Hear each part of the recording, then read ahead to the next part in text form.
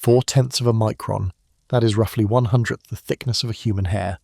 It is also, according to recent 3D scanning analysis, the margin of error on the symmetry of stone vases carved in Egypt over 5,000 years ago, before the invention of the wheel, before iron tools existed, before writing had fully developed. The craftsmen who supposedly made these vases had copper chisels and stone hammers, nothing else. This is not fringe speculation. The vases sit in museum collections worldwide, catalogued and authenticated. They can be measured, they have been measured, and the measurements do not make sense. Beneath the step pyramid of Djoser, archaeologists discovered over 40,000 stone vessels. Beneath the sands of Saqqara, 24 granite boxes weighing up to 100 tons each rest in underground tunnels barely wide enough to contain them, their interior surfaces polished to tolerances that some engineers claim match modern precision manufacturing. At Giza, the Great Pyramid aligns to true north within 1/15th of a single degree, a precision that challenges explanation even with modern surveying equipment. These are not theories, these are artifacts. They exist, they can be examined. And for over a century, a single question has divided researchers who study them. How? The conventional answer invokes patience, skill and time. Generations of craftsmen, working with simple tools over decades, achieving results that merely appear mechanical through sheer dedication. The alternative answer suggests something was lost, that the earliest Egyptians inherited knowledge and capabilities from a source that predates the historical record, that somewhere in the unexamined depths of prehistory, a civilization developed technologies that were passed down incompletely to the pharaonic culture we know. This documentary examines the evidence for both positions, not to declare a winner, but to ask better questions. Because the artifacts themselves are not in dispute, only their implications. The granite box rests in darkness beneath the desert sands of Saqqara, positioned within a narrow subterranean tunnel hewn from living rock. Its dimensions are substantial, approximately 4 meters long, over 2 meters wide, and nearly 3 meters tall. According to measurements taken by engineer Christopher Dunn, the interior surfaces exhibit a flatness that deviates by mere thousandths of an inch from perfect planarity, though this claim has not been independently verified through peer-reviewed study. The lid, estimated to weigh between 20 and 30 tons, fits so precisely against the body that the junction appears to be effectively airtight. This box is one of 24 such containers discovered in the Serapeum, each estimated to weigh between 40 and 100 tons, depending on the source consulted, each carved from a single block of rose granite or diorite quarried over 800 kilometers away. The question of how these massive artifacts arrived in these cramped underground passages, how they were maneuvered into alcoves barely wider than the boxes themselves, how their interiors were polished to tolerances that some researchers claim rival modern industrial standards, and above all, why such precision would be necessary for what conventional Egyptology describes as the burial place of sacred bulls, remains without satisfactory answer. Some researchers argue the precision evidence is overstated. Others maintain it represents capabilities that conventional archaeology has yet to explain. The Serapeum represents merely one thread in a far more complex tapestry of archaeological anomalies distributed across the Egyptian landscape. From the Osireion at Abydos, Valley Temple at Giza, from the mysterious scoop marks at the Aswan quarries to the precision stones and stone vases discovered beneath the step pyramid of Djoser, evidence accumulates suggesting technological capabilities that appear inconsistent with the orthodox chronological framework assigned to ancient Egyptian civilization. These artifacts do not merely challenge assumptions about Bronze Age technology, they pose fundamental questions about the transmission of knowledge across deep time and the possibility that the dynastic Egyptians inherited, rather than originated, certain aspects of their technological legacy. This investigation examines the archaeological evidence systematically, presenting the findings of researchers, engineers, and independent investigators who have applied modern metrology, materials science, and engineering analysis to ancient Egyptian artifacts. The conclusions emerging from this examination are not definitive, but the questions they raise warrant serious scholarly attention. The site of Abydos, located approximately 500 kilometers south of Cairo in the Egyptian governorate of Sohag, holds profound significance in the archaeology of ancient Egypt. For millennia it functioned as the primary cult center for Osiris, the god of the underworld and resurrection, believed by ancient Egyptians to have been interred there following his mythological murder and dismemberment by Sehwaz. The New Kingdom. Pharaoh Seti I, who reigned from approximately 1294 to 1279 BCE, constructed an elaborate mortuary temple at Abydos, the interior walls of which preserve some of the finest carved and painted reliefs surviving from ancient Egypt.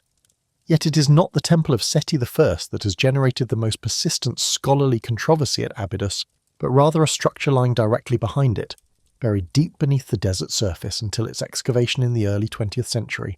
In 1902, archaeologist Margaret Murray, working under the direction of Sir William Flinders Petrie during excavations at Abydos, identified unusual architectural features at the rear of Seti I's temple. The following year, Petrie initiated formal excavation that gradually revealed portions of a buried structure.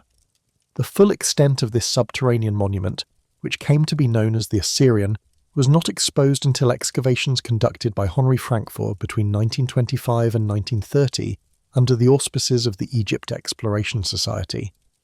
What Frankfurt's team uncovered presented immediate interpretive challenges that persist to the present day. The Osireion consists of a central hall constructed from enormous blocks of rose granite, each pillar measuring approximately 2 meters square and over 4 meters in height. These pillars support equally massive granite lintels forming a series of closed squares. The construction technique employs no mortar. The megalithic blocks rest upon one another through precise fitting alone. The central chamber contains a stone platform isolated within a trench of dark water, while 17 cells surround the main hall. A water channel, its source and purpose still debated by researchers, maintains a constant water level that has resisted all modern attempts at permanent drainage. Archaeological mission leader James Westerman, conducting research in 2004, attempted to probe the depth of the Osirion's foundation, descending instruments to 8.4 meters below the surface of the central island without reaching bedrock or solid foundation material. The architectural style of the Osireion presents the first anomaly requiring explanation. Unlike Seti I's elaborately decorated temple immediately adjacent, the Osireion is stark, devoid of the carved reliefs and painted surfaces characteristic of New Kingdom architecture. The massive, unadorned granite blocks and the overall design vocabulary bear far closer resemblance to structures associated with the Old Kingdom, specifically the Valley Temple of Khafra and the Sphinx Temple at Giza, both of which exhibit similar megalithic construction using colossal granite and limestone blocks fitted without mortar. Some of the granite pillars in the Osireion weigh up to 100 tons and were transported from quarries at Aswan, over 1,000 kilometers distant. The mainstream scholarly position, established largely through the work of Peter J. Brand in his 1998 dissertation on Seti I, attributes construction of the Osireion to Seti I's reign, citing numerous cartouches bearing Seti's name found inscribed on the structure. Brand interprets the Osireion as a cenotaph, a symbolic tomb for Osiris, intentionally constructed in an archaic style to evoke the primeval origins of Egyptian religion. This interpretation accounts for the stylistic anomaly by invoking deliberate archaism, a well-documented practice in Egyptian religious architecture. Alternative researchers, including geologist Robert Schoch, independent Egyptologist John Anthony West, and author Graham Hancock, have proposed that the Osireion may be significantly older than the New Kingdom, possibly predating dynastic Egypt entirely. This hypothesis, which remains outside mainstream archaeological consensus, rests on several observations. First, the stylistic similarity to the Valley Temple and Sphinx Temple at Giza, structures that some researchers associate with earlier construction phases. Second, the depth of the structure's foundation, originally constructed at a level considerably lower than Seti I's temple, which could be consistent with earlier construction subsequently buried by Nile silt accumulation, though this is not the only possible explanation. Third, the absence of decoration on the megalithic core structure, with Seti I's cartouches appearing only on later editions. Fourth, what some interpret as geological evidence suggesting prolonged water erosion on certain surfaces, potentially indicating construction during an earlier, wetter climatic phase in Egyptian history. Mainstream Egyptologists generally attribute these features to deliberate archaism and the structure's intended symbolic function rather than ancient origins. Henri Francfort himself, in his excavation report, noted that the Osireion's architectural character suggested extreme antiquity. He observed that when the structure was in use, it may have been accessed by boat, implying water levels consistent with a much earlier period when the Nile's course lay closer to Abydos. The question of whether Seti I constructed the Osireion or merely restored, decorated, and incorporated an already ancient structure into his mortuary complex remains unresolved. The parallel to structures at Giza demands closer examination. The Valley Temple of Khafra, situated at the eastern edge of the Giza plateau adjacent to the Great Sphinx, represents one of the best preserved structures from the Old Kingdom, having been buried beneath desert sand for millennia until its excavation by Auguste Mariette in 1852. The temple's construction exhibits several remarkable characteristics that distinguish it from typical Old Kingdom architecture. The core structure of the Valley Temple consists of massive limestone blocks, some estimated to weigh well over 100 tons, fitted together with extraordinary precision. The interior was subsequently sheathed in polished red granite imported from Aswan, creating the austere, megalithic aesthetic that characterizes the structure. Modern visitors often note the remarkable condition of the granite interior, its surfaces still displaying the high polish applied over 4,000 years ago, with joints between blocks so fine as to be nearly invisible. What has attracted particular attention from researchers with engineering backgrounds is the manner in which the granite facing was applied to the limestone core. In numerous locations, the granite blocks were cut to conform to the irregular, eroded surfaces of the underlying limestone, fitting precisely into undulating contours rather than requiring the limestone to be squared before application. This technique, requiring the shaping of extremely hard granite to match pre-existing irregular surfaces, suggests either extraordinary craftsmanship or procedures for working stone that remain poorly understood. Some researchers, including independent Egyptologist Brian Forster, have noted that the degree of erosion visible on the limestone core blocks prior to granite application implies a significant time gap between the construction of the limestone structure and its subsequent granite cladding, potentially supporting theories of multiple construction phases separated by considerable intervals.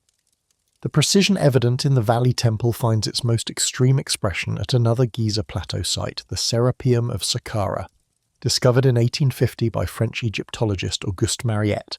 The Serapeum consists of an extensive underground network of tunnels and chambers carved into the limestone bedrock beneath Saqqara, northwest of the step pyramid of Giza. Mariette's excavation revealed a series of massive granite boxes positioned in alcoves along the main gallery, which extends for approximately 400 meters beneath the surface. The conventional archaeological interpretation holds that the Serapeum served as the burial place for the sacred Apis bulls, living manifestations of the god Petrie worshipped at Memphis. Historical records indicate that Apis bulls were mummified and interred with the great ceremony following their deaths, a practice documented from at least the reign of Amenhotep III in the New Kingdom. The granite boxes in the Serapeum are therefore interpreted as sarcophagi designed to house the mummified remains of these sacred animals. However, the physical characteristics of these boxes present significant problems for this interpretation. First, the dimensions of the boxes far exceed those necessary to contain even a large bull, suggesting either extraordinary waste of material and labour or some other intended purpose. Second, when Mariette excavated the site, he found that all but one of the boxes had apparently been opened in antiquity, yet no evidence of mummified bulls was found in any container. Third, and most significantly from an engineering perspective, the precision with which these boxes were manufactured appears entirely disproportionate to the requirements of burial containers. Engineer Christopher Dunn, author of The Giza Power Plant and Lost Technologies of Ancient Egypt, has conducted measurements of several boxes in the Serapeum using precision metrology equipment.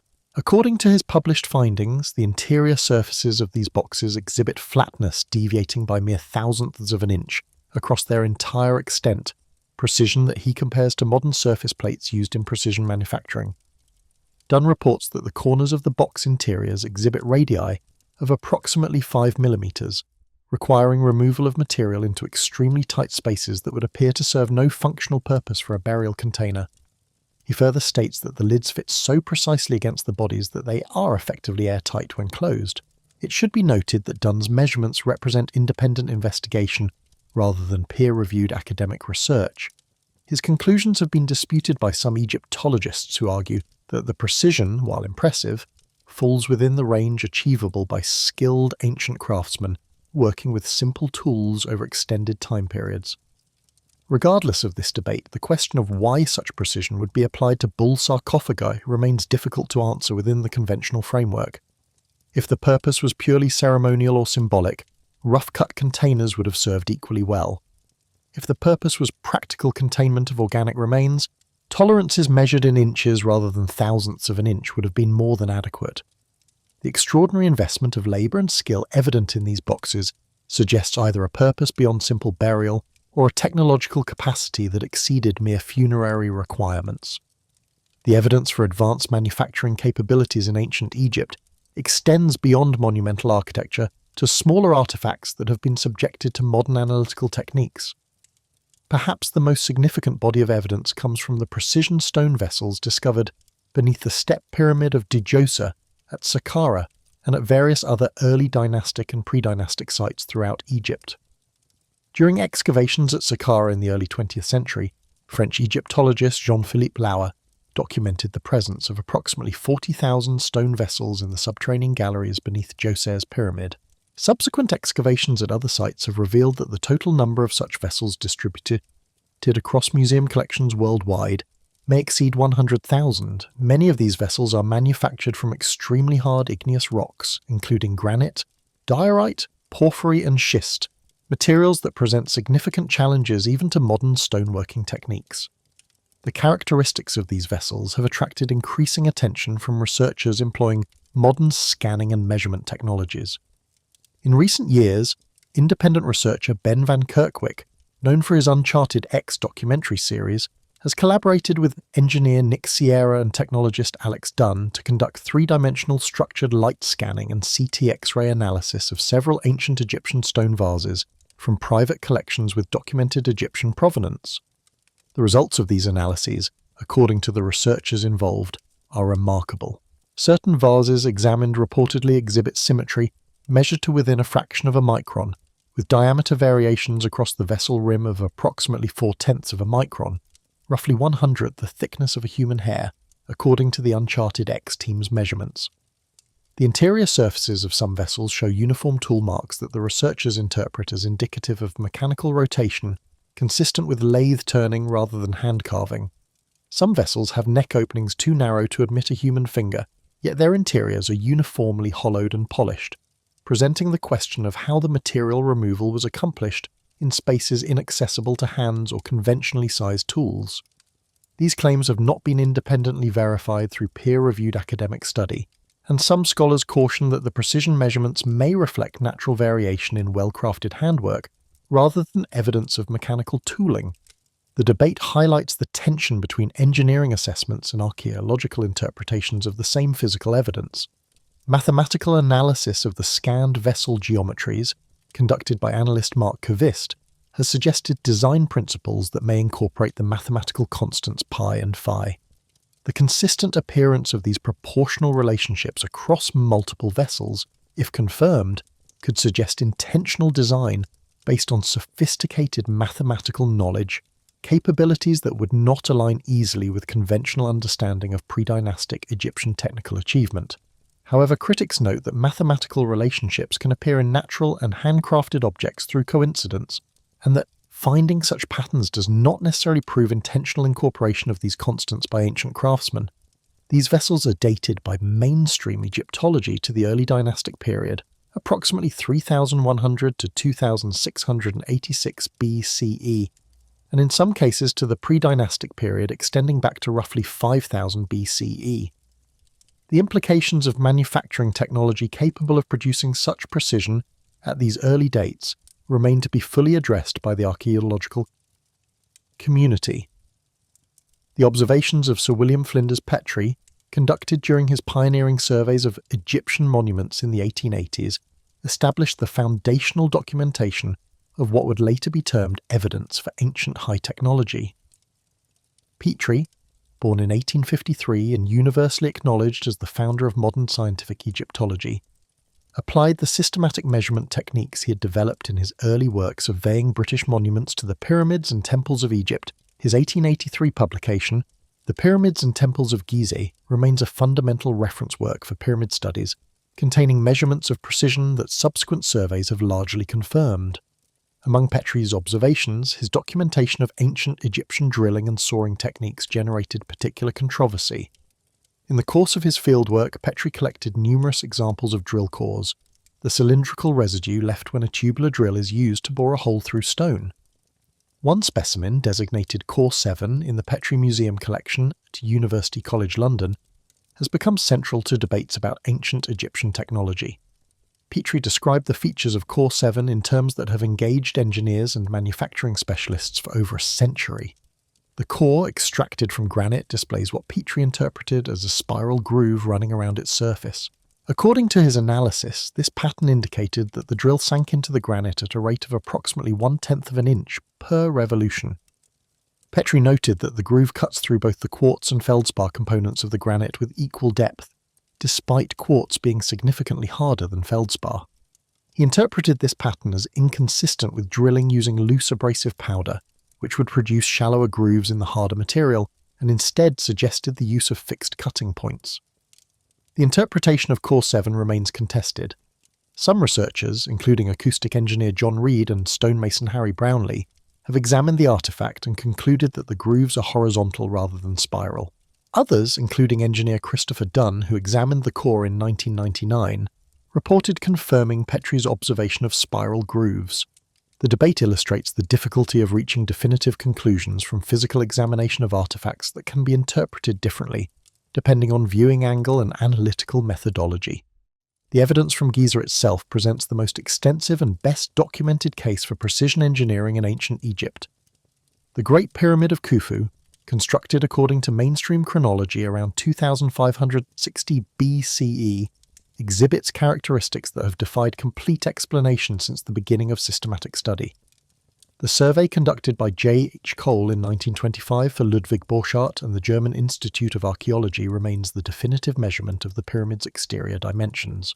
Cole's survey established that the four base sides measure approximately 230.253 metres north, 230.391 metres south, 230.454 metres east, and 230.357 metres west, a maximum variation of approximately 20 centimetres across a base perimeter exceeding 921 metres. This dimensional consistency represents a construction tolerance of approximately 0.087%, precision that Glenn Dash, writing in the Journal of Ancient Egyptian Architecture in 2017, describes as exceeding what would typically be specified for modern commercial construction. The alignment of the pyramid to true north deviates by approximately 3.4 arc minutes, or roughly 1/15 of 1 degree, precision requiring astronomical observation methods and surveying techniques of considerable sophistication. The mechanisms by which the ancient Egyptians achieved this alignment have been the subject of numerous hypotheses. Kate Spence of Cambridge University proposed in 2000 that alignment was accomplished using the simultaneous transit of two circumpolar stars, Kochab in Ursa Minor and Mizar in Ursa Major, which would have appeared to revolve around a point close to true north during the period of pyramid construction. Dash has proposed an alternative method using the shadow cast by a gnomon on the equinox. Both methods are plausible within the technological framework of ancient Egypt, yet neither fully accounts for the precision actually achieved, particularly given the construction tolerances that would need to be maintained across decades of building activity. The interior chambers of the Great Pyramid present their own suite of anomalies. The King's Chamber, constructed from massive granite beams transported from Aswan, exhibits acoustic properties that have attracted attention from researchers investigating the functional purpose of pyramid architecture. The granite box within the King's Chamber, commonly referred to as the sarcophagus, though no burial has ever been documented within it, displays characteristics similar to the Serapeum boxes, with interior surfaces exhibiting high precision and uniformity. Christopher Dunn's hypothesis, presented in his 1998 book The Giza Power Plant, proposes that the Great Pyramid functioned as a coupled oscillator, designed to convert mechanical vibrations from the Earth into usable energy through harmonic resonance. This theory remains firmly outside mainstream acceptance and is considered highly speculative by academic Egyptologists. However, Dunn's engineering analysis of the pyramid's physical characteristics, particularly the acoustic properties of the Grand Gallery and the specific materials selected for different chambers, represents a systematic attempt to account for features that the conventional tomb theory leaves unexplained, even if his proposed function is not accepted by scholars. The question of why the pyramid's builders selected granite for the king's chamber when limestone was readily available locally, why the 5 relieving chambers above the king's chamber were constructed with such elaborate engineering, why the so-called air shafts extend from the chambers at precise angles that have been correlated with stellar alignments, and why the overall structure was built to specifications far exceeding any apparent funerary requirement, continue to generate investigation and debate. The unfinished obelisk at Aswan provides what is often cited as direct evidence for the conventional understanding of ancient Egyptian quarrying techniques. This massive granite monument, abandoned in the quarry after cracks appeared during extraction, would have stood approximately 42 metres tall and weighed an estimated 1,168 tons if completed. The site displays tool marks, channels, and working surfaces that archaeologists have interpreted as evidence for the dolerite pounding stone technique, in which workers used balls of extremely hard dolerite rock to pound trenches around the desired block, gradually separating it from the bedrock. However, several features of the Aswan quarry have prompted questions from some researchers about whether dolerite pounding alone can account for all observed evidence. Engineer Christopher Dunn has noted that the unfinished obelisk shows what appear to be scoop-shaped marks on its surfaces and in the surrounding bedrock, marks that he interprets as exhibiting uniform curvature inconsistent with the irregular depressions that would result from stone-on-stone pounding. Similar marks appear at multiple locations throughout the quarry, leading Dunn to suggest a consistent tool or technique that produced recognizable signatures distinct from dolerite pounding. This interpretation remains controversial, as mainstream Egyptologists generally attribute such marks to the documented pounding technique or to natural weathering processes. Additionally, the upper surface of the unfinished obelisk displays drill holes that appear to mark out a smaller obelisk, lines that extend across the major crack that ostensibly caused the original project's abandonment. This observation has led some researchers to question whether the crack actually occurred during the original quarrying phase or developed later, and whether the obelisk was abandoned for reasons other than the conventional explanation. The question of drill holes leads to broader evidence for drilling activity throughout ancient Egypt. At sites including Abu Ghurab north of Saqqara, large granite pedestals display circular holes with spiral grooves similar to those described by Petrie, indicating drilling into one of the hardest materials known using techniques that produced consistent, recognizable marks. The prevalence of these drilling marks across multiple sites and time periods suggests an established technology, yet no tools capable of producing such marks have been recovered from the archaeological record. The absence of tools represents perhaps the most significant challenge to alternative theories of ancient Egyptian technology. Critics reasonably ask whether machinery that produced these precision artifacts might be found. The archaeological record has yielded copper tools, dolerite pounding stones, and flint implements, but nothing resembling the advanced equipment that would be necessary to produce the precision measured in artifacts like the Serapeum boxes or the pre-dynastic stone vases. Several responses to this critique have been offered. First, the absence of evidence is not necessarily evidence of absence, particularly given that only a small fraction of ancient Egyptian sites have been systematically excavated. Second, if sophisticated tools were made from materials that corrode or decompose, they might not survive in the archaeological record. Third, if such tools were scarce and valuable, they might have been carefully maintained and eventually recycled rather than discarded.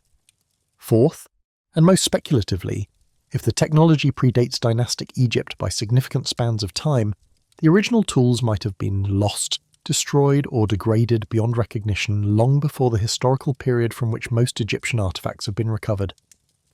The geological evidence presented by Robert Schoch regarding the Great Sphinx has become central to arguments for a pre-dynastic high civilization in Egypt.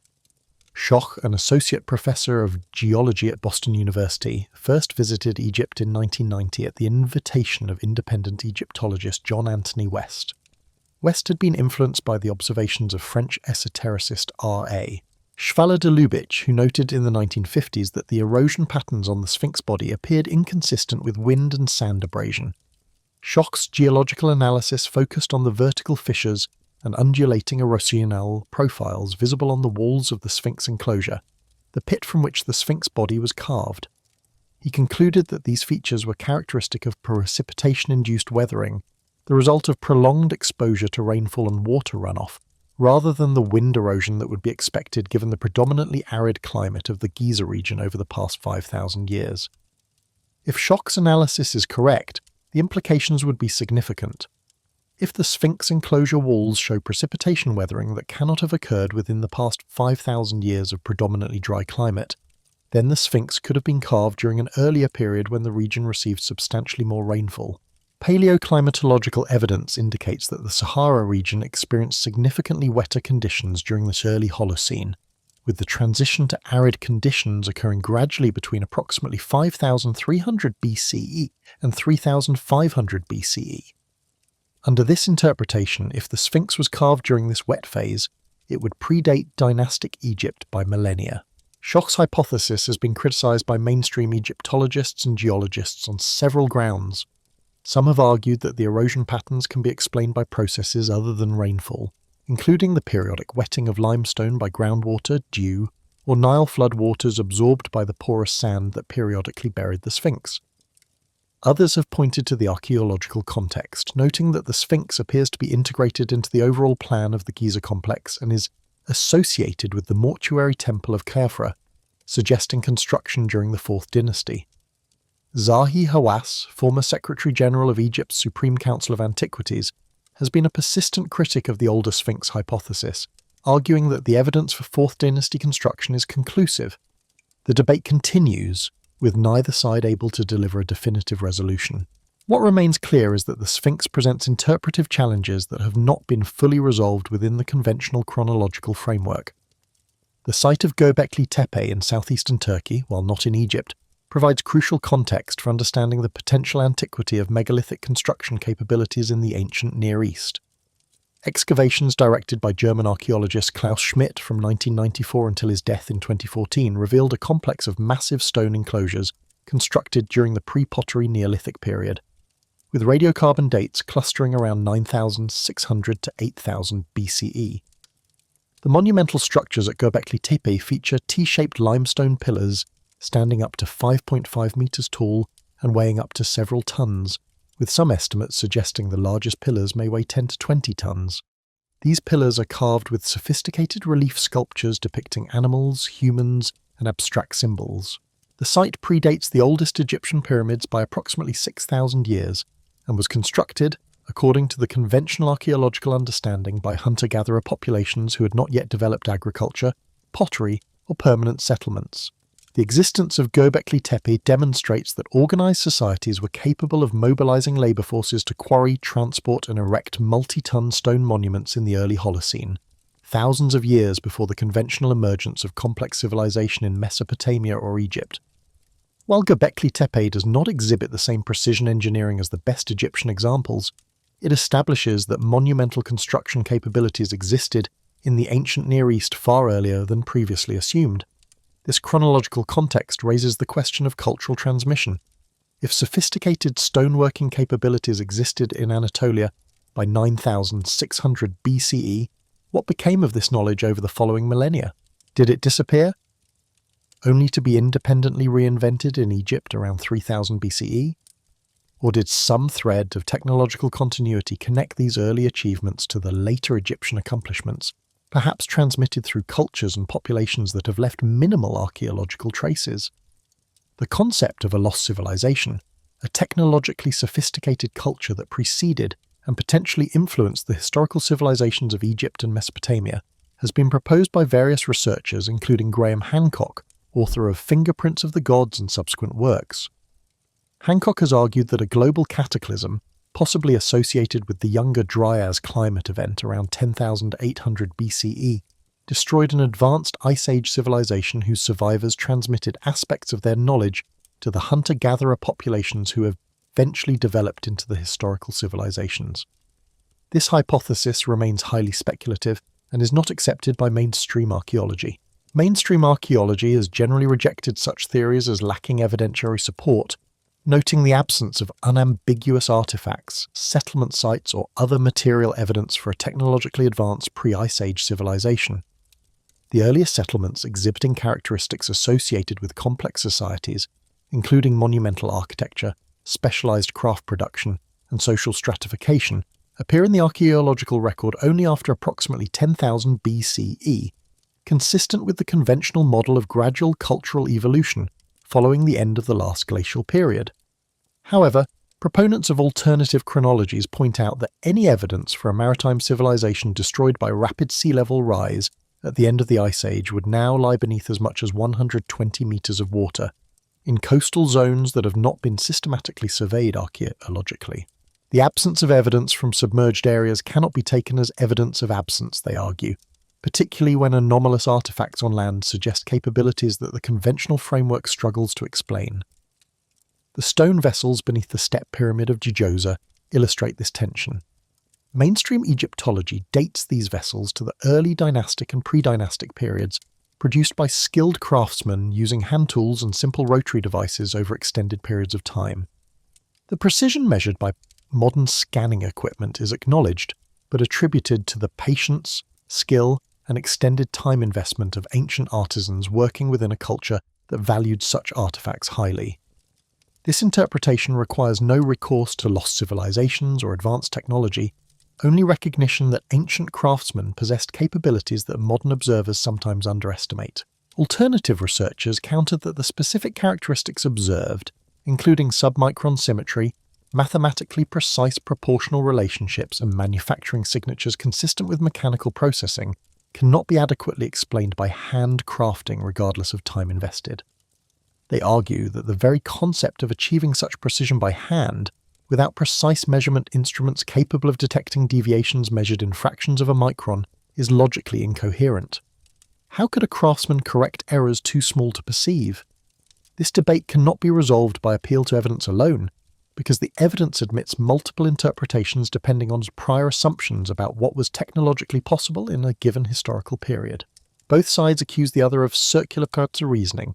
Mainstream archaeologists are accused of dismissing evidence that contradicts the conventional framework, while alternative researchers are accused of selectively interpreting evidence to support predetermined conclusions about lost civilizations.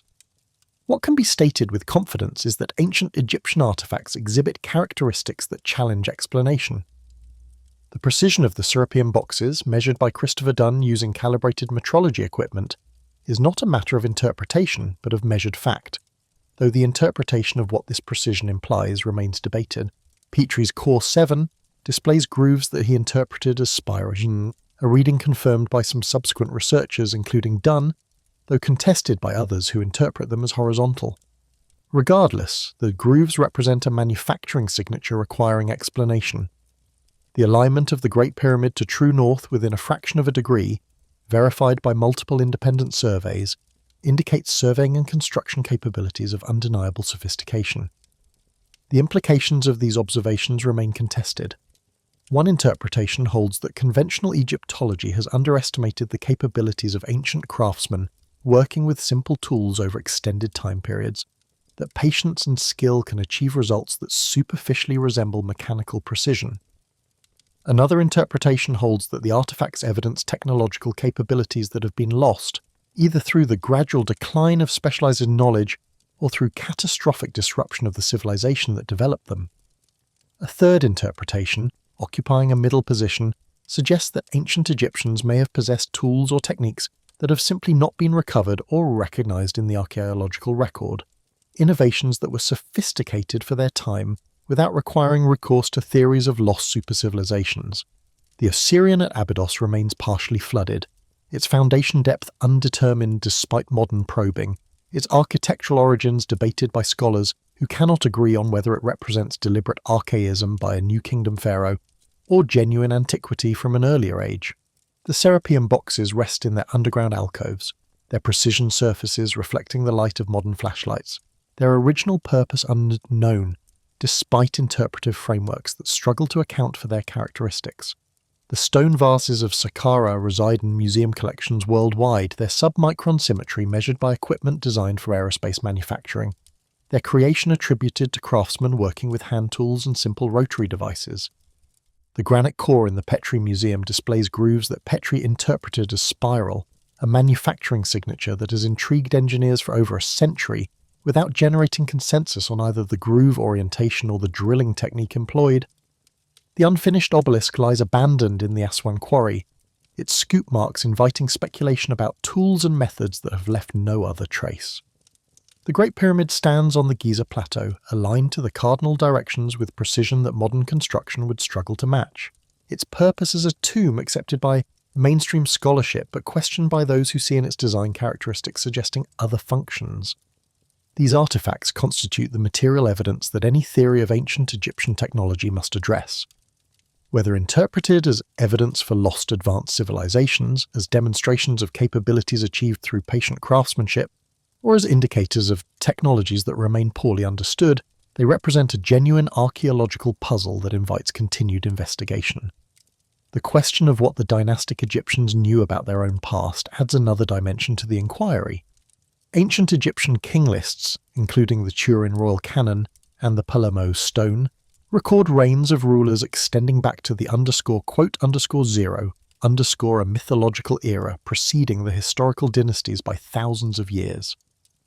Manetho, an Egyptian priest writing in the 3rd century BCE, compiled a history of Egypt that included divine rulers and demigods preceding the human pharaohs.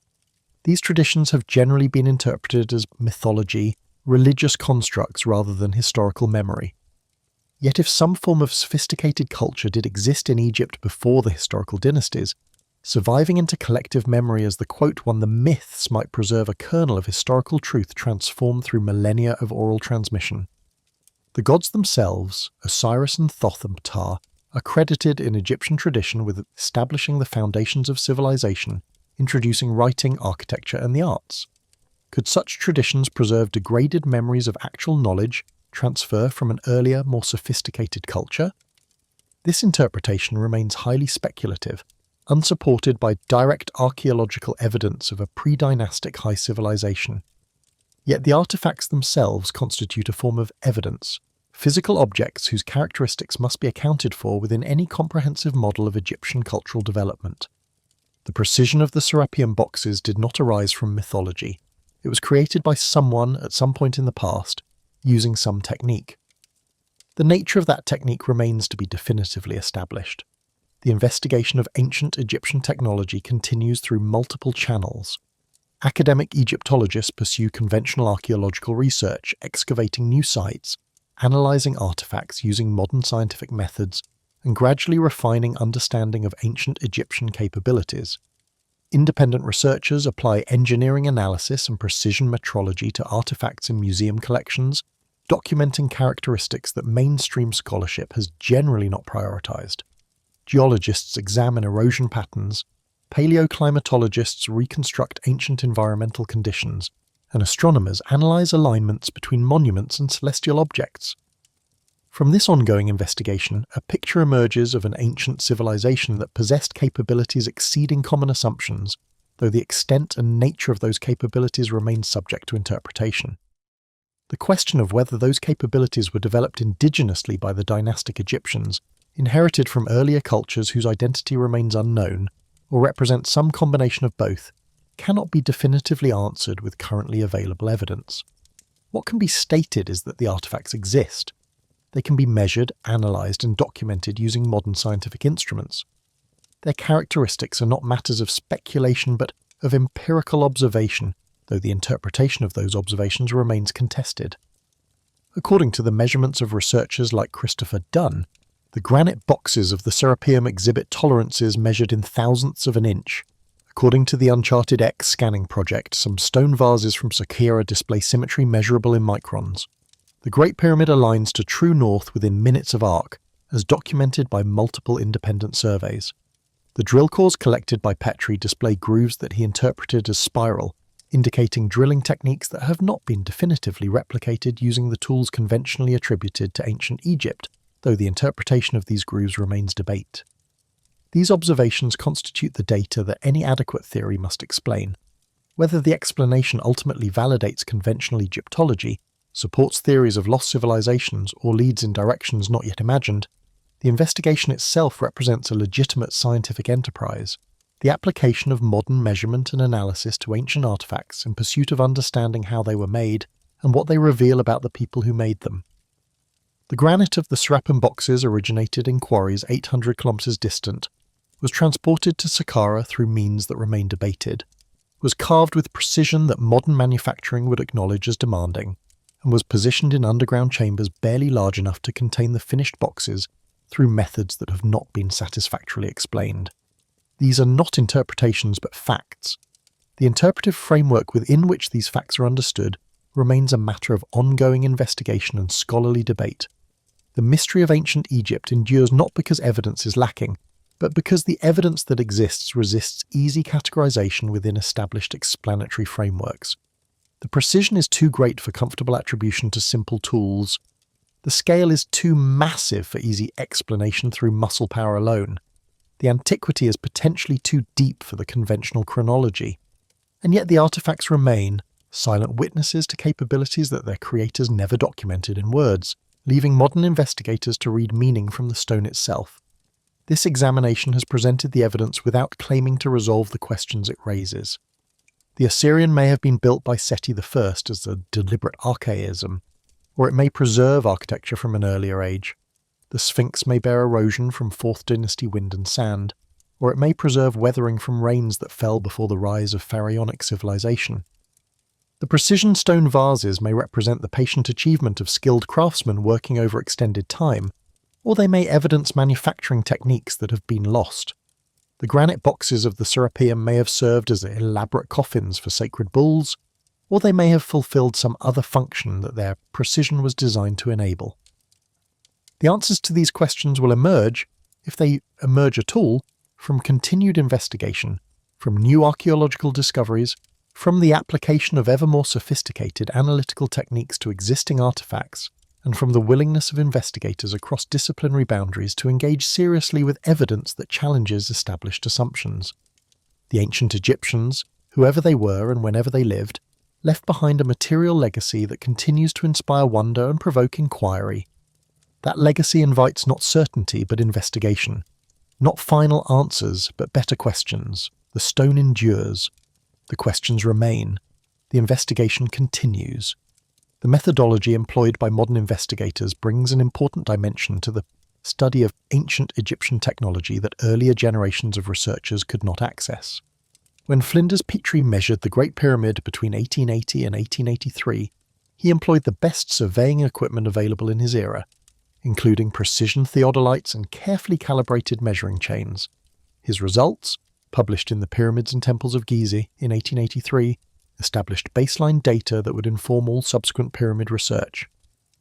Petrie documented the base length measurements with precision to fractions of an inch, the angle of the pyramid's faces with accuracy to minutes of arc, and the levelness of the platform with attention to variations measured in inches across hundreds of feet. A century later, J.H. Cole's 1925 survey for the German Institute of Archaeology refined these measurements using even more sophisticated instruments. Cole employed standardized Invel wires for distance measurement, achieving accuracy approaching 1 part in 500,000. His angular measurements used theodolites capable of resolving to fractions of arc minutes. The agreement between Petrie's measurements and Cole's, despite the intervening decades and differing instrumentation, testified to both the reliability of their methods and the genuine precision of the ancient construction they were measuring. In the 21st century, satellite-based positioning systems, laser scanning technology, and computer-aided analysis have brought new capabilities to the study of ancient monuments. Glenn Dash's work on pyramid alignment, published in 2017, employed modern surveying instruments capable of precision that Petrie and Cole could not have imagined. Yet Dash's fundamental conclusions aligned with those of his predecessors. The Great Pyramid exhibits alignment to true north that represents an extraordinary achievement for any era, accomplished through methods that remain subject to debate. The application of precision metrology to smaller artifacts represents a more recent development in the investigation of ancient Egyptian technology. The stone vases that have attracted attention from researchers like Ben van Kerkwijk and Nick Sierra were scanned using structured light systems originally developed for industrial quality control, capable of capturing surface geometry with resolution measured in microns. These systems create three-dimensional digital models that can be analyzed mathematically, revealing symmetries and proportional relationships that would be invisible to direct visual inspection. The results of such analysis have generated controversy precisely because they appear to exceed what should be possible given conventional assumptions about pre-dynastic Egyptian technology. When a granite vase exhibits diameter variations across its rim of less than 1 micron, the question arises of how ancient craftsmen could have achieved such consistency without measuring instruments capable of detecting deviations at that scale. The conventional response holds that random process, given sufficient iteration and selection, can produce results that appear intentionally precise. A craftsman checking a vase rim by feel, discarding any vessel that exhibited perceptible wobble or irregularity, might over time produce vessels that happen to exhibit submicron symmetry without intentionally achieving such precision. This explanation faces challenges when the precision extends not merely to dimensional consistency but to what some researchers interpret as mathematical proportionality. If the geometric relationships within a vessel consistently incorporate pi and phi to multiple decimal places, as some analyses suggest, the explanation of random achievement becomes strained. Mathematical constants do not emerge from random process. They must be either imposed by design or arise from processes that happen to generate them as natural consequences. However, critics point out that confirmation bias may lead researchers to find patterns they are looking for, and that the appearance of such ratios does not necessarily indicate intentional design. The counterargument holds that researchers may be finding patterns that exist in the data, but were not intentionally placed there by ancient craftsmen. Any sufficiently complex object will exhibit some mathematical relationships when analysed with sufficient precision. The question is whether those relationships are meaningful or coincidental. This critique has merit, and responsible researchers acknowledge the danger of confirmation bias in seeking patterns within data. Yet the consistency of findings across multiple artifacts, analysed by different teams using different methods, suggests that the patterns observed may reflect genuine design principles rather than random coincidence. The broader question of technological capacity in ancient Egypt encompasses more than precision manufacturing. It extends to the fundamental logistics of monument construction. How are multi-ton blocks quarried, transported and positioned? The conventional answer involves human labour organised at massive scale, simple mechanical devices like levers, ramps and rollers, and extended time periods measured in decades. Experimental archaeology has demonstrated that such methods can move and position large stones, though typically at scales considerably smaller than the largest Egyptian examples. The logistics of transporting granite from Aswan to Giza, a distance of approximately 900 kilometres, have been the subject of a considerable study. The Nile provided the obvious transportation corridor, with high flood waters during the inundation season, enabling the floating of heavy loads on barges or rafts. Wall paintings from various Egyptian tombs depict the transportation of large stone objects, typically showing groups of workers pulling sledges, while others pour water on the sand ahead to reduce friction. These depictions provide evidence that the Egyptians employed such methods, though they do not necessarily establish that these were the only methods employed, or that they were adequate for the largest and heaviest objects. The Serapeum boxes present a specific logistical challenge beyond mere weight.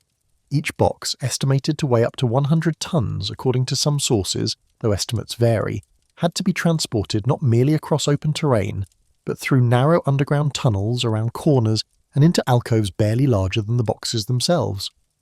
The tunnel width at the Serapeum is approximately 2 metres, while the boxes measure over 2 metres in width. This leaves margins measured in centimetres for manoeuvring objects weighing many tens of tons. Wikipedia notes that winches, rollers and rails found in the Serapeum might have been used to transport the stones through the narrow tunnels, and that the sarcophagi were lowered into their final position by removing sand.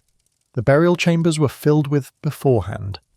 The alcoves into which the boxes were positioned are dead ends, requiring the boxes to be pushed or pulled into final position rather than rolled or slid through. How this was accomplished in practice remains a subject of ongoing investigation. The conventional explanation invokes some combination of rollers, levers, and coordinated labour, but the physical constraints of the tunnel dimensions severely limit the number of workers who could have applied force to each box simultaneously. If we assume each worker could contribute 200 kilograms of pulling force, moving a 100-ton box would require 500 workers acting in coordination. The tunnel dimensions would permit perhaps a dozen workers to stand in the available space, each pulling on ropes or pushing on levers.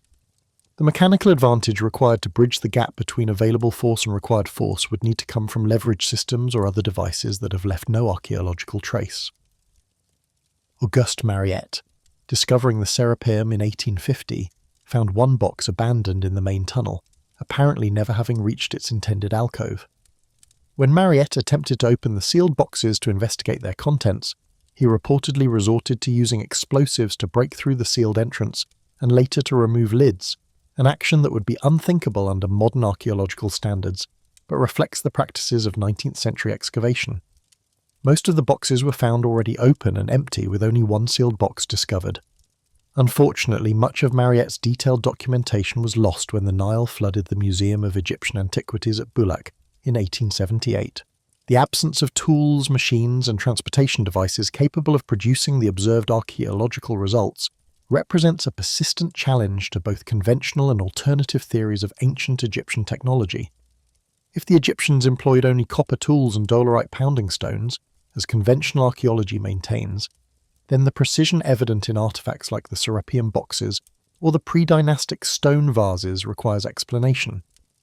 If they employed more sophisticated tools, as alternative researchers suggest, then the absence of such tools from the archaeological record requires explanation.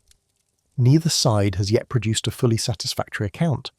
The phenomenon of precision in antiquity extends beyond Egypt to other ancient cultures, suggesting that the questions raised by Egyptian artifacts may have broader implications for understanding technological development in the ancient world.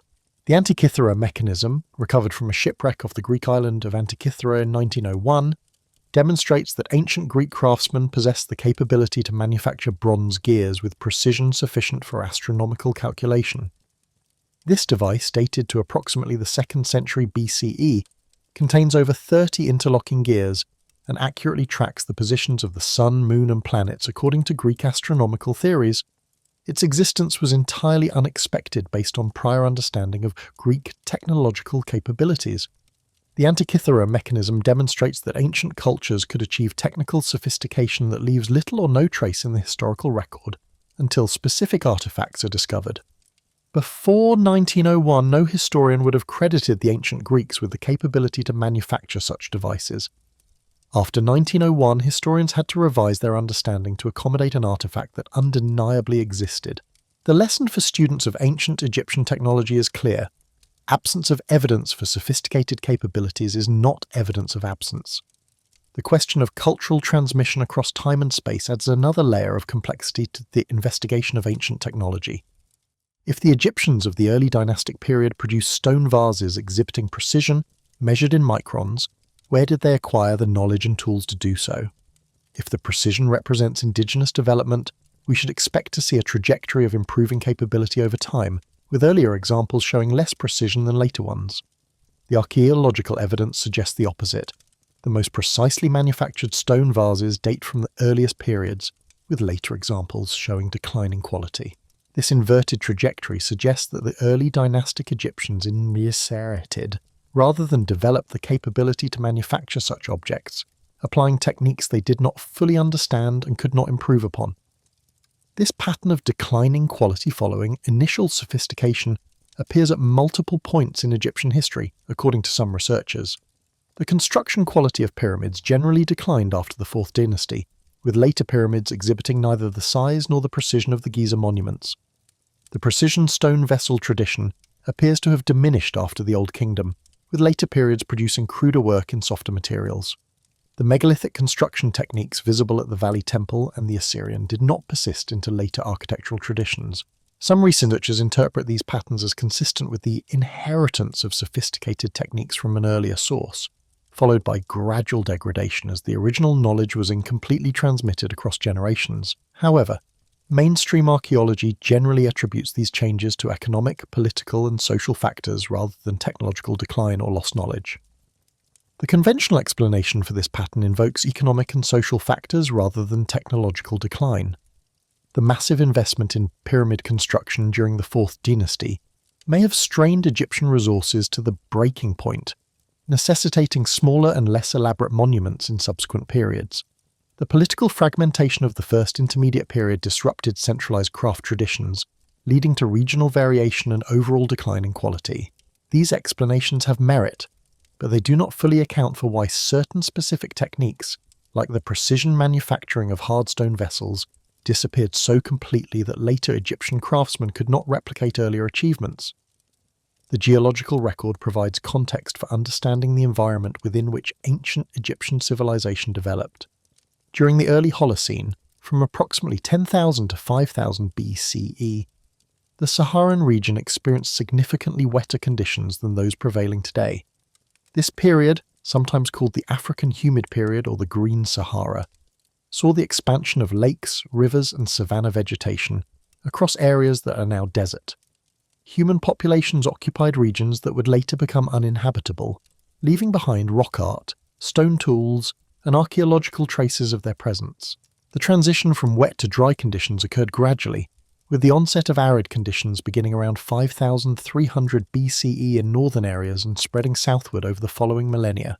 By approximately 3500 BCE, conditions approaching modern aridity had been established across most of the Egyptian Sahara, concentrating human population in the Nile Valley, where permanent water remained available. This chronology suggests that any culture developing sophisticated stoneworking capabilities during the wet phase would have faced existential challenges as their environment deteriorated, potentially driving migration to the Nile Valley or contributing to cultural collapse and knowledge loss.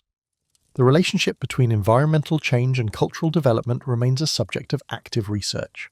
Recent studies have suggested that the desiccation of the Sahara may have contributed to the emergence of Egyptian civilization by concentrating previously dispersed populations along the Nile, forcing the development of more complex social organization to manage competition for limited resources. This model treats Egyptian civilization as an indigenous response to environmental pressure rather than an inheritance from earlier cultures. Yet the model does not preclude the possibility that migrants from the desiccating Sahara brought with them knowledge and traditions accumulated during the more favorable conditions of the wet phase. The question of chambers beneath the Great Sphinx has generated persistent interest among researchers seeking evidence for earlier occupation of the Giza plateau.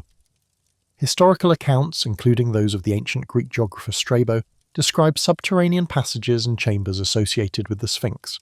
Modern investigations using seismic reflection and ground-penetrating radar have identified anomalies beneath and around the Sphinx that could represent either natural voids or artificial chambers, though access for direct investigation has generally been restricted by Egyptian authorities. Robert Schoch conducted seismic surveys around the Sphinx in 1991 as part of his investigation of the water erosion hypothesis. His team's analysis suggested that subsurface weathering beneath the Sphinx enclosure extended to considerable depth, consistent with prolonged exposure to rainfall over periods exceeding what conventional chronology would permit. Schoch interpreted these findings as supporting an early date for the Sphinx's construction, though critics have noted that subsurface weathering patterns can be produced by multiple mechanisms and do not necessarily require ancient precipitation.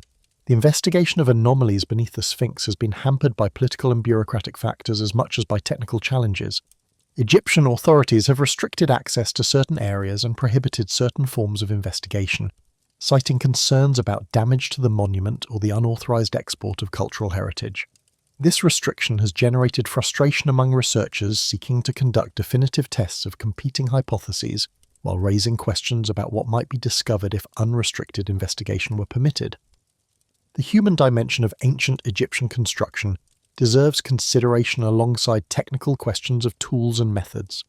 Whatever capabilities the ancient Egyptians possessed, the monuments they produced required the coordinated labor of thousands of workers over extended time periods. The logistics of housing, feeding, and organizing such workforces represented a formidable administrative challenge, independent of the technical challenges of stone quarrying and placement. Archaeological investigations at Giza have revealed workers' villages, bakeries, and administrative buildings associated with pyramid construction. The settlement complex to the southeast of the Sphinx, excavated by Mark Lehner and Zahi Hawass since 1988, provides evidence of a substantial community engaged in pyramid construction during the 4th dynasty. Carbonized grain, animals' bones, and pottery fragments indicate a well-provisioned workforce receiving regular supplies of food and drink. This evidence supports the conventional view of pyramid construction as a state-organized enterprise employing Egyptian labor rather than slave populations or extraterrestrial assistance. Yet the existence of workers' settlements does not resolve questions about the technical methods employed. Workers need food and shelter regardless of whether they are pounding granite with dolerite balls or operating sophisticated machinery. The evidence for organised workforce presence at Giza tells us about social organisation, but not about the specific techniques by which stone was quarried, transported, and positioned. These questions remain open despite decades of investigation. The comparative analysis of megalithic construction across cultures reveals both similarities and differences that inform understanding of Egyptian achievements. Sites like Stonehenge in England, the megalithic temples of Malta, and the massive stone constructions of Baalbek in Lebanon all demonstrate that ancient cultures possessed the capability to move and position stones of enormous weight. The methods employed appear to have varied across cultures and time periods, with no single technique universally applied. This diversity suggests independent development of megalithic construction capabilities in multiple cultural contexts, though it does not preclude the possibility of knowledge transmission between cultures through trade, migration, or other contacts. The Baalbek Trilithon, a group of 3 massive limestone blocks built into the foundation of a Roman temple in modern-day Lebanon, weighs an estimated 800 tons each. These blocks exceed in weight the largest stones used in the Great Pyramid by a factor of more than 10. Their transportation and positioning, accomplished at some point before or during the Roman period, demonstrates that ancient cultures of the Mediterranean and Near East possessed capabilities that exceed common assumptions about ancient construction technology. If the Romans or their predecessors could move 800-ton stones at Baalbek, the methods by which they accomplished this feat remain poorly documented in historical sources.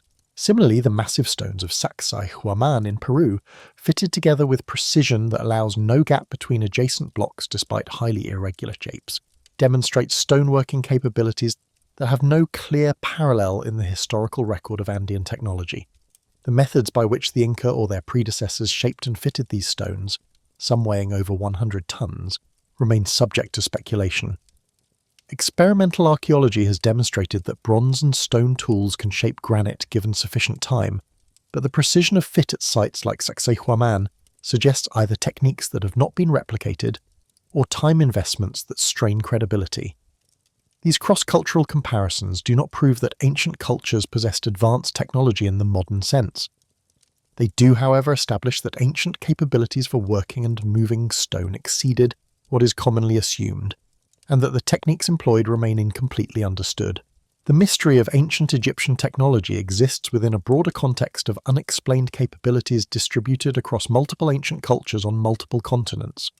The schist disk discovered by Egyptologist Walter Bryan Emery during excavations at Saqqara in 1936 represents an artifact whose purpose and manufacturing method remain enigmatic. The disk, approximately 60 centimeters in diameter and carved from schist, a relatively soft metamorphic rock, exhibits 3 curved lobes around a central hub with a hole apparently designed to accept a shaft or axle. The overall appearance suggests a rotating device, though its specific function has never been determined to general satisfaction. Various interpretations have been proposed. Some researchers have suggested the disc functioned as a decorative stand, its curved lobes providing aesthetic embellishment.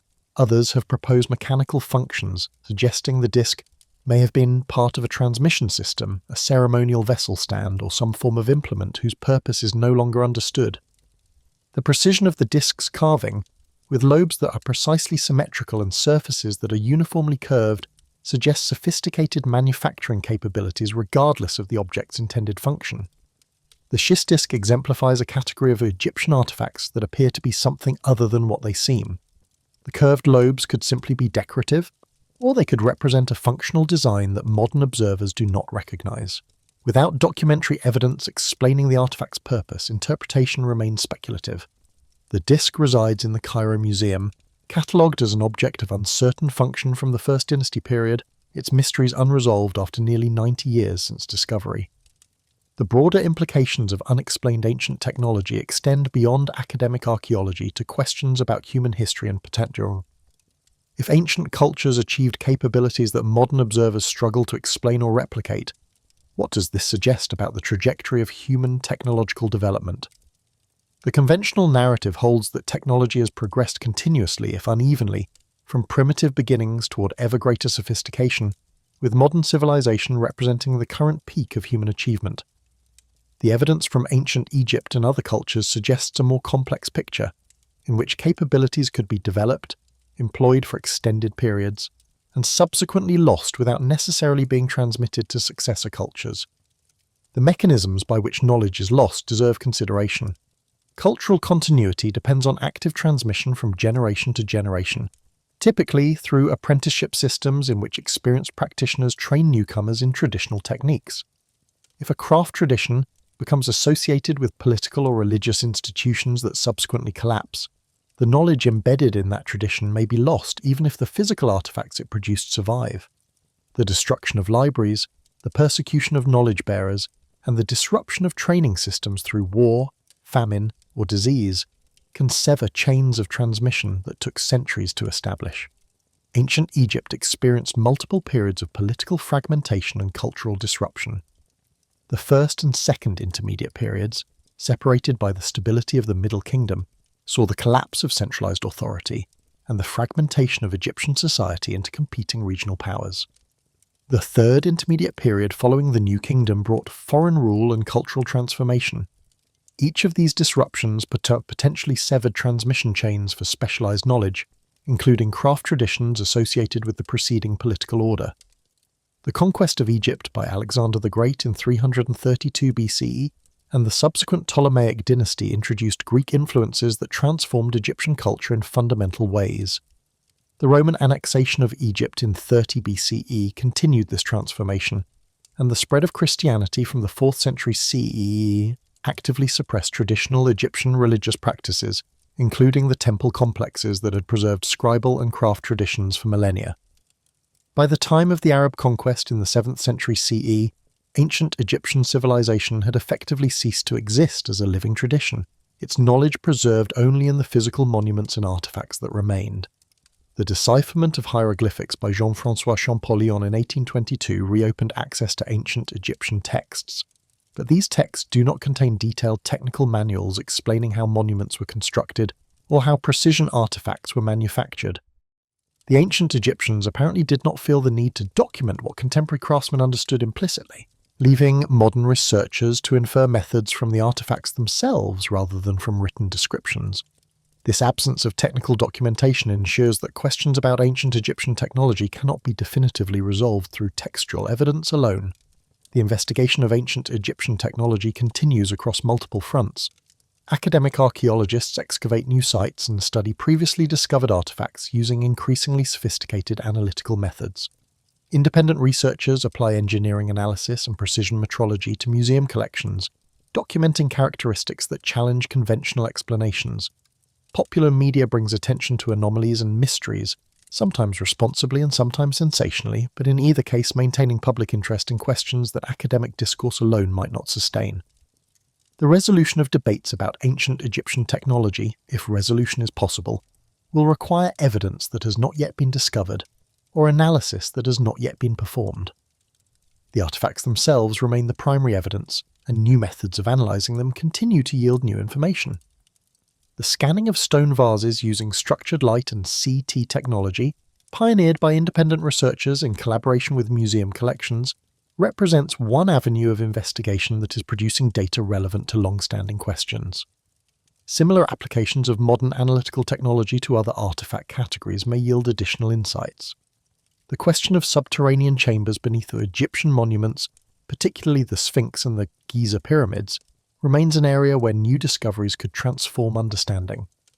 Ground-penetrating radar, muon tomography, and other remote sensing technologies have identified anomalies that could represent undiscovered chambers, though access for verification has been limited.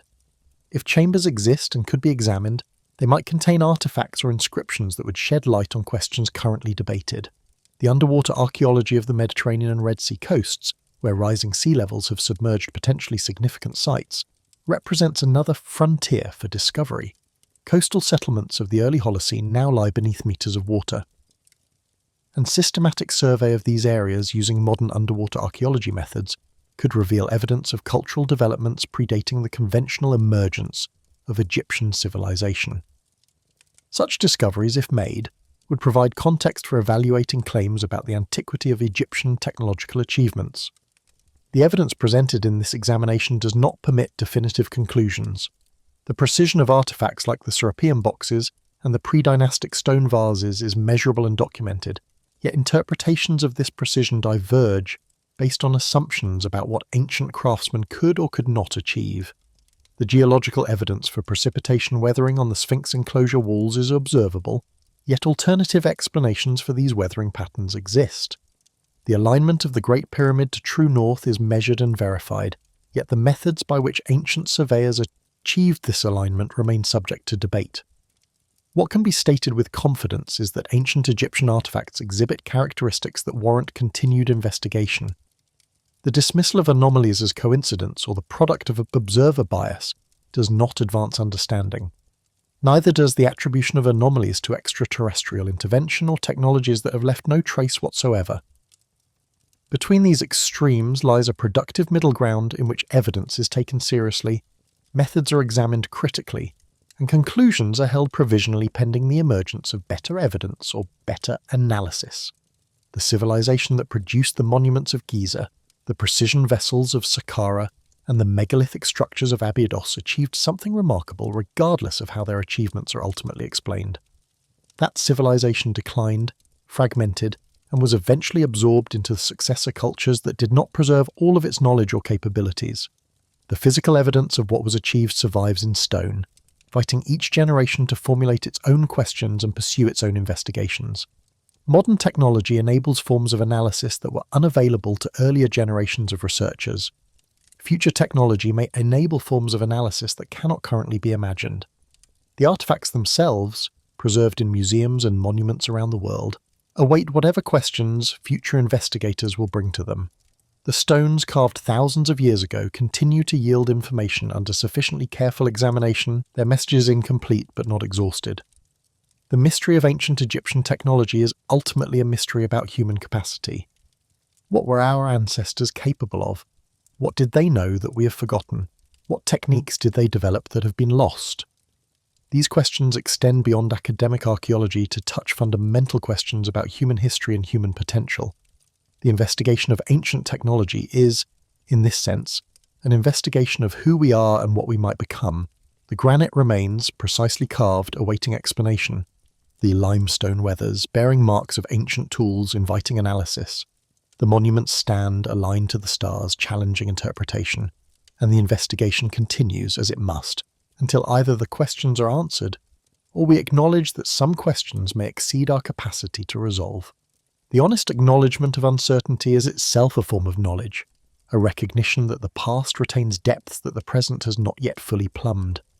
Ancient Egypt endures in its monuments, its artifacts, and its mysteries. The dynastic civilization that created these works has been gone for millennia, its people absorbed into populations that no longer speak their language or worship their gods.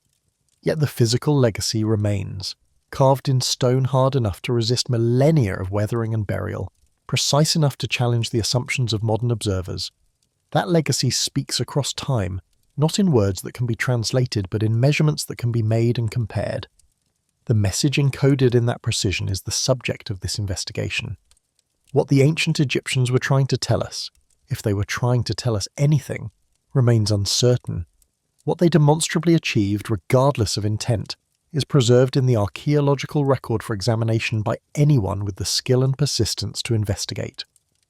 The examination presented here represents one contribution to an ongoing inquiry, neither the first nor the last word on questions that have engaged investigators for centuries and will likely so engage them for centuries to come. The investigation is the work. The questions are the inheritance. The answers, if they exist, await discovery. The role of acoustic properties in ancient Egyptian structures has attracted increasing attention from researchers investigating potential functions beyond the funerary or religious purposes traditionally assigned to these monuments. The King's Chamber of the Great Pyramid, constructed from massive granite beams weighing up to 80 tons each, exhibits resonant frequencies that some investigators have suggested were intentionally designed.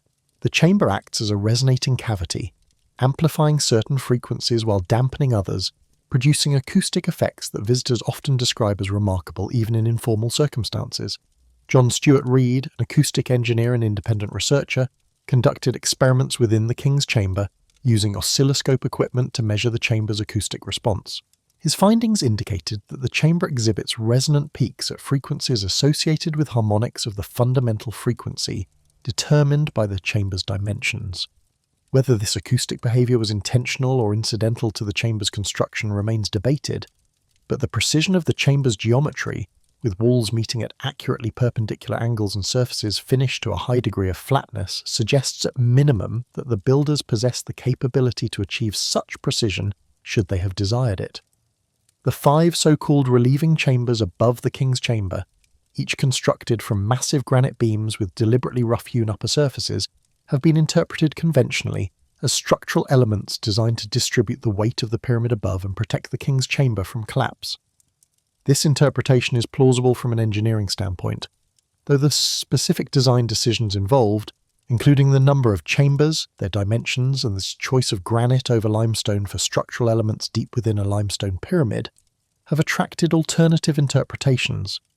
Christopher Dunn, applying his background in precision manufacturing and acoustics, has proposed that the relieving chambers functioned as resonating elements within a larger acoustic system, amplifying vibrations and potentially converting mechanical energy into other forms. His Giza power plant hypothesis, while not accepted by mainstream Egyptology, represents a systematic attempt to account for design features that the tomb theory leaves unexplained. The presence of what appears to be chemical staining on surfaces within the Queen's chamber, the peculiar features of the 2 shafts extending from the Queen's chamber into the pyramid's mass, and the acoustic properties of the Grand Gallery all receive interpretation within Dunn's framework as elements of a sophisticated energy harvesting system. The Queen's chamber itself presents anomalies that have generated persistent speculation. The chamber contains a niche in its eastern wall, approximately 4 meters high and of uncertain purpose, whose original function has never been determined. Exploration of the shafts extending from the chamber using robotic devices, including Rudolf Gantenbrink's Upuaut robot in 1993, and subsequent investigations, reveal that these shafts terminate not at the pyramid's exterior but at apparent blocking stones within the pyramid's mass. Behind one such blocking stone, a small void containing what appeared to be metal objects was detected, though the objects have not been retrieved or definitively identified. The Djed pillar, a symbol ubiquitous in ancient Egyptian iconography, has attracted attention from researchers who note its apparent resemblance to certain electrical components, specifically insulators used in high-voltage transmission systems. The Djed is conventionally interpreted as representing the backbone of Osiris or a stylized rendering of a grain sheaf, explanations consistent with its frequent appearance in funerary contexts and its association with stability and endurance. Alternative researchers have suggested that the Djed may represent or memorialize an actual device, possibly an insulator or component of an electrical system, its original function forgotten and its form preserved as a religious symbol. The so-called Dendra light, a bas-relief carved on a wall in the Hathor temple at Dendera, has become perhaps the most controversial icon of alternative Egyptian research. The relief depicts a serpent emerging from a lotus flower within a bulb-shaped enclosure, held aloft by figures in positions suggestive of operation or ceremony. Mainstream Egyptological interpretation holds that the relief represents the creation myth of the sun god emerging from a lotus flower, a standard religious motif rendered in an unusual artistic style. Alternative researchers have suggested that the relief depicts an ancient lighting device, possibly based on electrical discharge within a vacuum tube, noting the resemblance of the depicted objects to modern electric bulbs and the presence of what might be interpreted as wiring. The Dendera light interpretation has been criticized on multiple grounds. No physical evidence of electrical devices has been recovered from ancient Egyptian contexts. The relief appears in a religious context consistent with conventional symbolic interpretation. The artistic conventions of the relief do not require a technological reading. These criticisms have merit, and responsible alternative researchers acknowledge that the Dendera light interpretation remains speculative. Yet the relief does depict an object of ambiguous function, and the question of what the ancient artists intended to represent has not been definitively resolved. The broader question of electrical knowledge in antiquity intersects with the famous Baghdad battery, a ceramic vessel with a copper cylinder and iron rod discovered in Iraq and dated to the Parthian period, approximately 250 BCE to 224 CE. experiments have demonstrated that when filled with an acidic electrolyte such as vinegar or grape juice, the Baghdad battery produces an electrical current of approximately 1 volt. Whether the Parthians understood or utilised this electrical potential remains unknown. The vessels may have been used for electroplating, electrical stimulation, or purposes that had nothing to do with electricity. The existence of the Baghdad battery establishes that ancient cultures could accidentally or intentionally create galvanic cells using materials available to them. Whether the Egyptians, who certainly possessed similar materials, might have developed comparable devices remains speculative in the absence of direct archaeological evidence. The suggestion that the pyramids functioned as electrical generators, converting mechanical vibrations to electrical energy through piezoelectric effects in their quartz-containing granite elements, represents the most extreme version of electrical hypotheses about ancient Egypt. Quartz, the primary component of granite, exhibits piezoelectric properties, generating electrical potential when subjected to mechanical stress.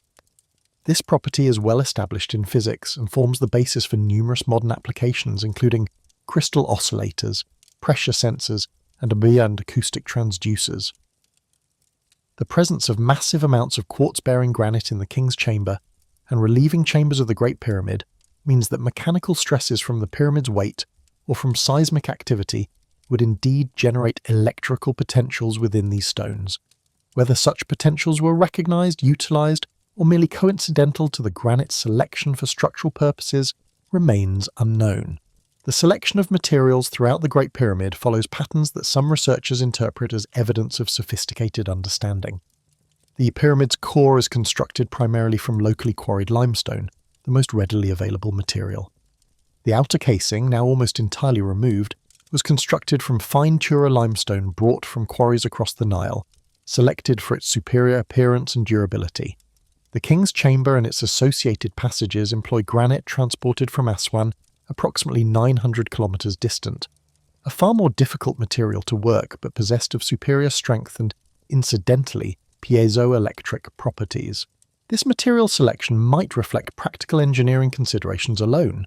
Granite for high-stress applications where its superior strength was necessary, fine limestone for visible surfaces where appearance mattered, common limestone for bulk material where cost and availability were primary concerns. Alternatively, the selection might reflect additional considerations including acoustic properties, electrical properties, or symbolic associations that modern observers do not fully understand. The evidence does not permit confident discrimination between these possibilities. The workers' villages excavated by Mark Lehner at Giza provide invaluable evidence about the social organization of pyramid construction without resolving technical questions about construction methods. The village complex, occupied during the 4th dynasty reigns of Khufu, Khafra, and Menkaure, accommodated a population estimated at several thousand workers. Evidence indicates that workers were organized into teams, identified by names preserved in graffiti on internal pyramid blocks, competing with each other to complete assigned quotas of stone placement. The diet of these workers, reconstructed from food remains recovered in the excavation, appears to have been adequate and perhaps generous by ancient standards. Cattle bones indicate regular provision of beef, a high-status food item. Beer and bread, the staples of the Egyptian diet, were produced in quantities sufficient for the workforce. These findings contradict earlier popular theories that the pyramids were constructed by slave labour under brutal conditions. The archaeological evidence suggests instead a workforce that was reasonably well provisioned, probably conscripted through the corvée labour system that required Egyptians to contribute labour to royal projects as a form of taxation. Yet the evidence for workforce organisation does not directly address questions about the technical methods employed. Workers quarrying stone, transporting blocks, and positioning them within the rising structure needed to be fed and housed, regardless of whether they employed copper tools and wooden sledges or something more sophisticated. The administrative capacity required to organise thousands of workers over decades of construction was itself a remarkable achievement, but it does not explain how blocks weighing up to 80 tons were raised to heights of 100 metres and placed with precision, measured in millimetres. The ramp theories that dominate conventional explanations of pyramid construction have never been definitively verified. Multiple ramp configurations have been proposed, straight ramps extending outward from the pyramid face, spiral ramps wrapping around the pyramid exterior, internal ramps concealed within the pyramid's mass, and various hybrid configurations. Each proposal has merits and drawbacks. None has been demonstrated archaeologically to have been actually employed. The straight ramp theory requires a ramp of implausible dimensions to reach the upper portions of the pyramid. A ramp with a manageable slope rising to the height of the Great Pyramid would extend nearly a kilometre from the pyramid's base, requiring earthwork volumes approaching those of the pyramid itself. The spiral ramp theory avoids this problem, but creates difficulties in manoeuvring heavy blocks around corners and in maintaining the precision of the pyramid's faces during construction. The internal ramp theory, proposed by French architect Jean-Pierre Houdin, and supported by certain anomalies in the pyramid's internal structure detected through microgravity surveys, remains unverified pending exploratory access to the relevant areas. The absence of definitive evidence for any particular construction method does not mean that pyramid construction is inexplicable. It means that the specific techniques employed have not been recovered from the archaeological record and must be inferred from the finished product. Such inference is inherently uncertain, and different investigators reach different conclusions depending on their assumptions about ancient capabilities and their interpretations of ambiguous evidence. The Great Pyramid's internal arrangement presents features that resist easy interpretation. The descending passage, cutting through the pyramid's masonry and into the bedrock beneath, leads to an unfinished subterranean chamber whose purpose remains unknown.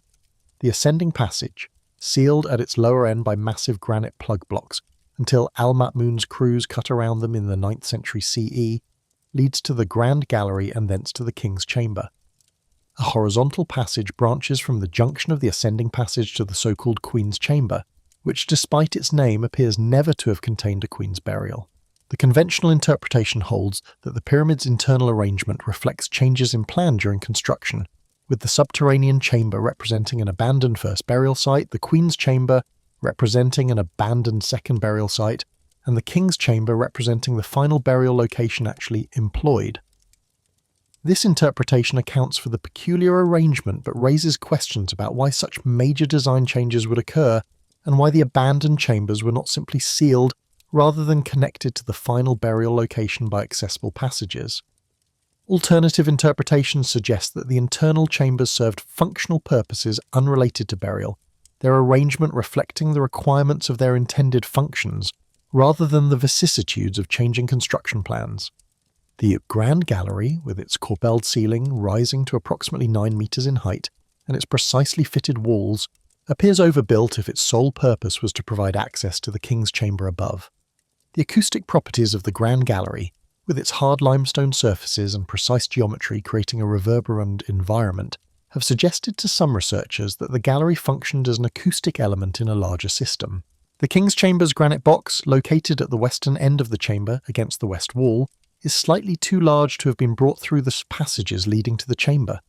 This indicates that the box was placed during construction, before the passages were sealed, and the chamber was built around it. The box's dimensions do not match the standard proportions of Egyptian sarcophagi. It is wider relative to its length than typical burial coffins. The interior shows tool marks consistent with the removal of material rather than the smooth finishing typical of sarcophagi intended for display. Traces of what appear to be heat damage, and the mysterious chocolate-coloured patina noted by some observers, add to the questions surrounding this artefact's original purpose. None of these observations definitively refute the tomb interpretation or confirm alternative hypotheses. They establish only that the Great Pyramid exhibits features that warrant continued investigation, and that resist simple explanation within any single interpretive framework. The pyramid exists. It was built by someone at some time for some purpose. The precision of its construction is measurable and extraordinary. The questions surrounding its origins and purpose remain, despite more than a century of systematic investigation, incompletely resolved. The legacy of ancient Egypt extends beyond its physical monuments to influence subsequent civilizations in ways both direct and indirect.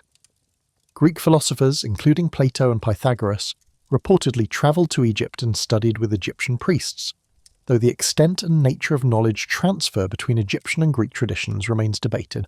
The Hermetic traditions that influenced medieval and Renaissance European thought claimed Egyptian origins, tracing their teachings to the mythical figure of Hermes Trismegistus, identified with the Egyptian god Thoth.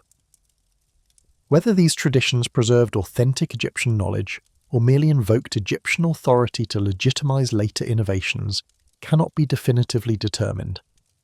The modern fascination with ancient Egypt, sustained through academic Egyptology, popular media, and tourism, ensures that questions about Egyptian technology will continue to attract attention and resources.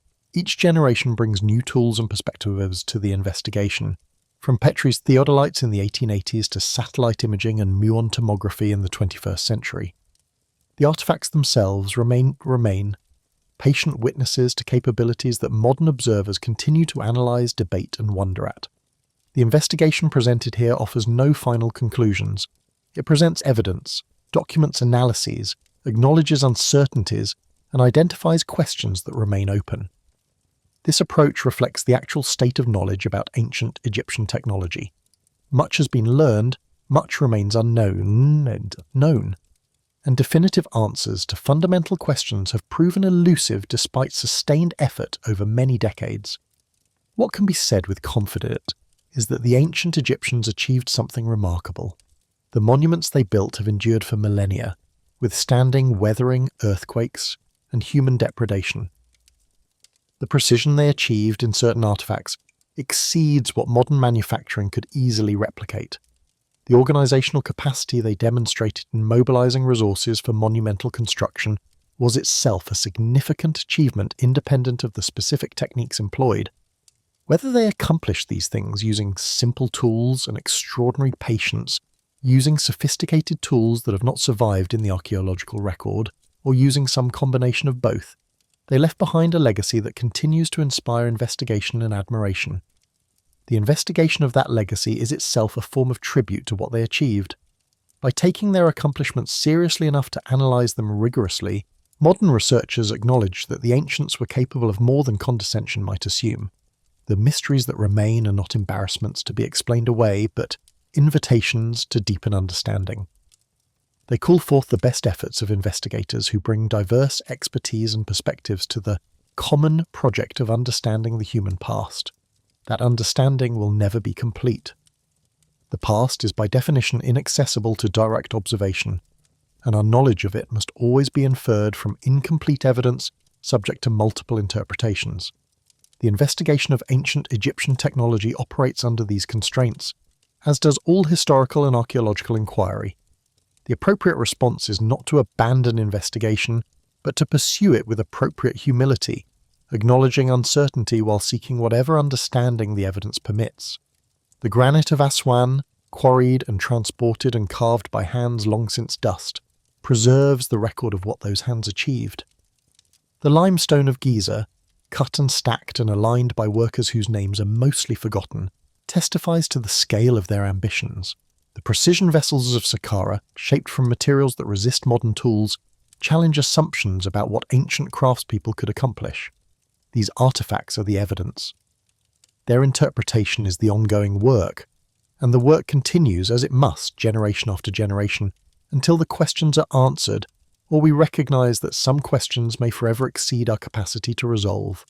The ancient Egyptians built for eternity.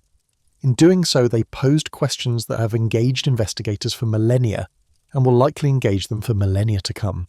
The monuments endure, the mysteries persist, and the investigation properly conducted honors both the builders and the questions they left behind. The Zayet el-Aryan complex, located between Giza and Abydos, contains archaeological remains that have received less attention than more famous sites but present their own interpretive challenges. The so-called unfinished northern pyramid at Zayet el-Aryan, excavated by Alessandro Barsanti in the early 20th century, consists primarily of a massive T-shaped cutting into the bedrock, descending to a floor of pink granite polished to a mirror finish. An oval tub or vessel of pink granite, whose purpose remains unclear, was discovered within the cutting. The site's incomplete state has led to its attribution as an abandoned pyramid project, though the specific pharaoh responsible and the reasons for abandonment remain subject to debate. The granite floor of the Zayet el-Aryan cutting, polished to a degree that would satisfy modern optical standards, presents the same questions about manufacturing capability that arise at other Egyptian sites. The selection of pink granite transported from Aswan at considerable cost and effort, and its polishing to such a high standard in what was apparently an incomplete or abandoned project, suggests either that such precision was routine in major Egyptian construction, or that this particular project held special significance, warranting exceptional treatment. Access to the el-Aryan site has been restricted for decades due to its location within a military zone. This restriction has prevented modern archaeological investigation and left many questions about the site unresolved. Photographs from Barsanti's early excavations provide the primary documentation of features that would benefit from analysis using modern methods but cannot currently be reached. The pattern of military restriction around Egyptian archaeological sites has generated persistent speculation among alternative researchers. Sites including el-Aryan, portions of the Giza plateau, and areas beneath and around the Sphinx have been closed to investigation at various times for various stated reasons. Whether these restrictions reflect security concerns, preservation efforts, political considerations, or the concealment of discoveries that would challenge established narratives cannot be determined from publicly available information. The effect of such restrictions is to leave certain questions unanswerable through methods that could otherwise be applied. The investigation of ancient Egyptian technology intersects with broader questions about the nature of historical evidence and the limitations of archaeological inference. The artifacts that survive represent a tiny fraction of what was originally produced. The processes that produced them left no documentation that has survived to the present. The tools employed, if sophisticated, have not been recovered. The knowledge that guided their use was transmitted orally or through apprenticeship and died with the last practitioners who possessed it. What remains is the physical evidence of what was achieved, silent testimony to capabilities that must be inferred from their results rather than directly observed. This epistemological situation is not unique to ancient Egypt. All prehistoric and early historic archaeology operates under similar constraints. The difference in the Egyptian case lies in the scale and precision of the achievements requiring explanation, and in the global cultural significance of Egyptian civilization, which ensures sustained attention to questions that might be considered peripheral if they arose in a less prominent context. The responsibility of investigators, given these circumstances, is to report honestly what the evidence shows, to distinguish clearly between observation and interpretation, to acknowledge the limits of what can be known, and to remain open to new evidence that might alter current understanding. The history of Egyptology is littered with confident pronouncements that were later revised or abandoned as new discoveries came to light. Intellectual humility in the face of incomplete evidence represents not weakness, but appropriate recognition of the actual state of knowledge. At the same time, intellectual humility should not become an excuse for avoiding engagement with difficult questions. The precision of the Serapeum boxes is a fact documented by careful measurement. The alignment of the Great Pyramid to true north is a fact verified by multiple independent surveys. The existence of pre-dynastic stone vessels exhibiting submicron symmetry is a fact. Established by modern scanning technology, these facts require explanation, and the conventional explanations offered should be evaluated critically to determine whether they adequately account for what has been observed. If conventional explanations prove inadequate, the appropriate response is not to abandon explanation but to seek better explanations. Those explanations might invoke technologies that have been lost, cultural transmission from earlier civilizations, independent development of sophisticated capabilities within Egyptian society, or factors not yet considered. The commitment should be to following the evidence wherever it leads, not to defending predetermined conclusions against inconvenient data. The future of ancient Egyptian research will be shaped by new discoveries, new methods, and new investigators.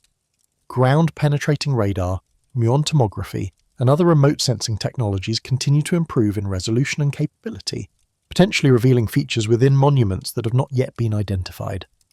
The ongoing expansion of museum digital collections and the increasing availability of high-resolution 3D scanning make it possible for researchers anywhere in the world to examine artifacts that were previously accessible only through physical visits. Interdisciplinary collaboration brings expertise from engineering, materials science, acoustics, and other fields to bear on questions that traditional Egyptology has addressed primarily through historical and philological methods. The ancient Egyptians, whatever their full capabilities may have been, built structures and created artifacts that have survived for millennia. Their work has outlasted the civilization that produced it, the language in which it was described, and the religious traditions that gave it meaning.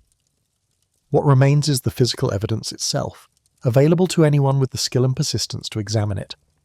That evidence speaks across the centuries, not in words but in measurements, in proportions, in manufacturing signatures that can be analysed using instruments the original makers could not have imagined.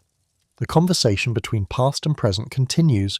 Each generation asks its own questions, applies its own methods, reaches its own conclusions.